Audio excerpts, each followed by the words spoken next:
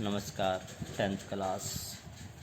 आज हम ज्योग्राफी का नेक्स्ट चैप्टर शुरू करेंगे, विनिर्माण उद्योग। इसकी मैंने आपको PDF भेजी थी, 2 वीडियो भेजी थी, आपने देखी होगी। आज इस पाठ को हम शुरू से दोबारा शुरू करते हैं। विनिर्माण उद्योग। विनिर्माण होता क्या है, मैन्युफैक्चरिंग होती क्या है? तो विनिर्माण का मतलब होता है कच्चे माल का संशोधित करना और उसे बढ़िया वस्तु बनाना, मूल्यवान वस्तु बनाना, वो विनिर्माण कहलाता है। जैसे हमने कपास कच्चा माल है, इसका रूप चेंज करके हमने कपड़े बना दिए, वो विनिर्माण है। जैसे गन्ना है, गन्ने से हमने चीनी बना दी, वो विनिर्माण है। तो वो विनिर्माण कहलाता है। उसके बाद अगला क्वेश्चन आता है, विनिर्माण का मतलब फैक्ट्री, उद्योग, जहाँ पर ये सारी प्रक्रियाएं होती है। आगे उद्योगों का वर्गीकरण। उद्योग कितने प्रकार के होते हैं? तो आपने कई फैक्ट्रियाँ देखी होगी, कई उद्योग देखे होंगे। तो सबसे पहले हमने देखा कि उद्योगों में कच्चा माल यूज होता है। तो वो कच्चा माल 2 प्रकार का होता है। वो कच्चा माल आता कहाँ से है? कई उद्योगों में, जैसे चीनी उद्योग है, तो उसमें गन्ना यूज होता है। तो गन्ना तो कृषि से प्राप्त होता है। कपास है, कपड़े उद्योग के लिए कच्चा माल कृषि से प्राप्त होती है। कई उद्योग जहाँ मशीनें बनती हैं, उनको कच्चा माल लोहा चाहिए। लोहा तो एक खनिज है, तो उस उद्योग को कच्चा माल खनिजों से मिलता है। इस प्रकार ये कहते हैं, उद्योगों में जो कच्चा माल प्रयोग होता है, उसके आधार पर उद्योग 2 प्रकार के होते हैं। एक तो कृषि पर आधारित उद्योग, जिन उद्योगों को कच्चा माल कृषि से मिलता है, कृषि पर आधारित उद्योग होते हैं। दूसरा खनिज आधारित उद्योग, जिन उद्योगों को कच्चा माल खनिजों से प्राप्त होता है, उनको हम खनिज आधारित उद्योग कहते हैं। जैसे लोहा इस्पात उद्योग, ये खनिज आधारित उद्योग है, क्योंकि इसको लोहा कोयला चाहिए, वो तो खनिजों से प्राप्त होगा। चीनी उद्योग है, कपड़ा उद्योग है, ये कृषि आधारित उद्योग है, क्योंकि इनको कच्चा माल कृषि से प्राप्त होता है। उसके बाद अगला क्वेश्चन है हमारा,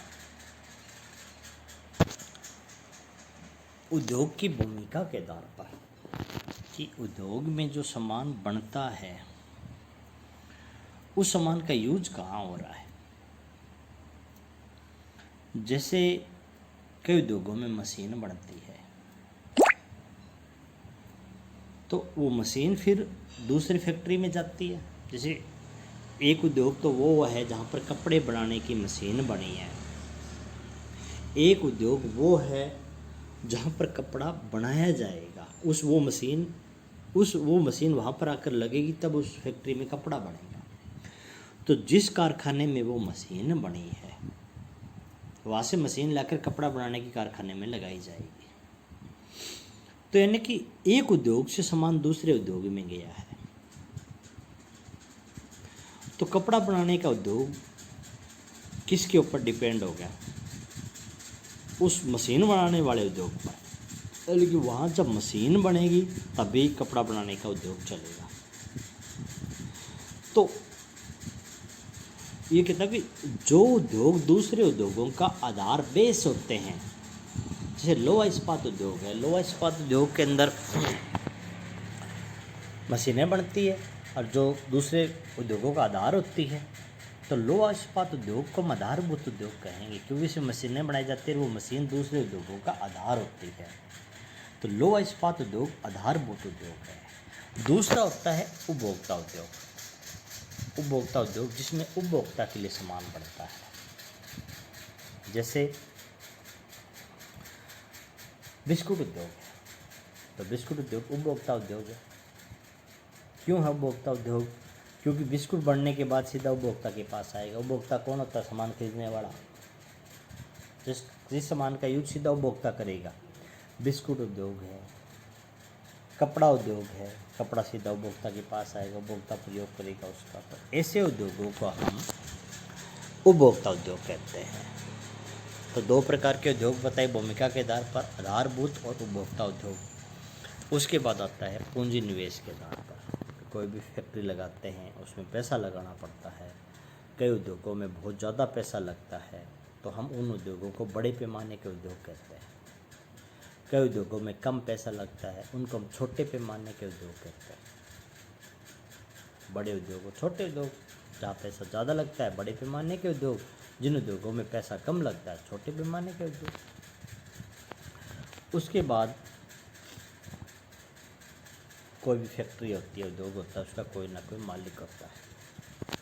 अब मालिक के आधार पर देखा जाए तो जिस उद्योग का मालिक सरकार है, जिस उद्योग की सारी देख रेख सरकार करती है, जो सरकारी एजेंसियों के द्वारा चलाए जाते हैं, उन उद्योगों को हम सार्वजनिक उद्योग कहते हैं।